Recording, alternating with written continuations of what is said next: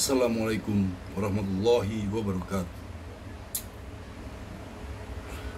Tentang pengeras suara.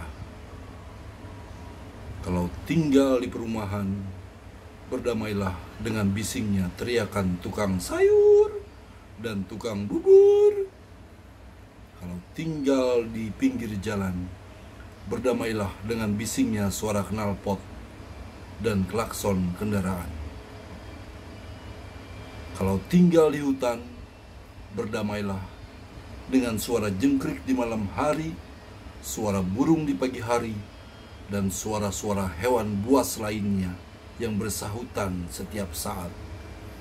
Kalau tinggal dekat musola, berdamailah dengan bisingnya suara speaker.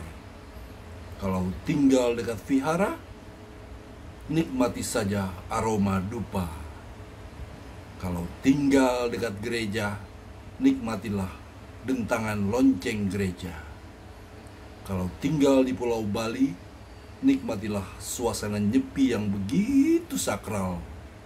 Tak perlu menghujat dan minta mereka agar menghentikan kebisingan itu. Tak perlu pasang foto profil atau berkoar-koar. Saya Indonesia, saya Pancasila, dan saya Bhinneka Tunggal Ika, untuk menunjukkan bahwa Anda paling tolerans. Langit tak pernah sombong walau ia paling tinggi, laut pun tak pernah congkak meski ia sangat dalam.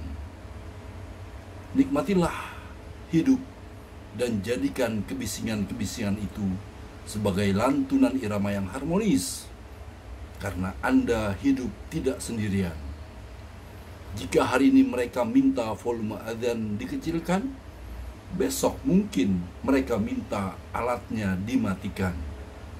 Lusa mereka akan minta bangunan masjidnya diratakan. Lusanya lagi, Islam hanya berada di sudut-sudut ruang hampa, bahkan tinggal kenangan. Tahukah Anda apa suara azan itu? Itu lafal Allah. Islam Allah jamin tidak akan hilang dari muka bumi.